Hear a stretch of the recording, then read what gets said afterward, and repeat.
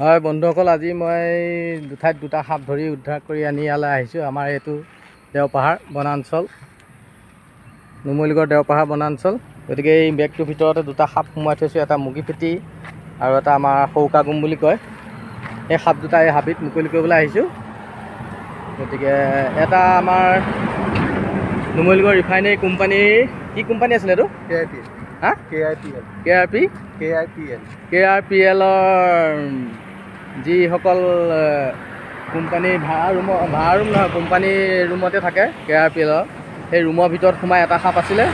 আৰু এটা সাপ আছিলে আপোনাৰ 4 নম্বৰ ৰংমঙৰ এঘৰ মানুহৰ জাৰ্চি ফাৰ্ম আছে, জাৰ্চি ফাৰ্মৰ ওচৰত ভেকুলী খাই আছিলে। সেই মুগী ফেটিটো 4 নম্বৰৰ পৰা আনিছোঁ আৰু এই শৌকাগুমটো KRPL কোম্পানী বাসগৃহৰ পৰা উদ্ধাৰ কৰি আনি ইয়াত মুকলি কৰিব লৈছোঁ। ধৰা তুমি থৈ দিয়া।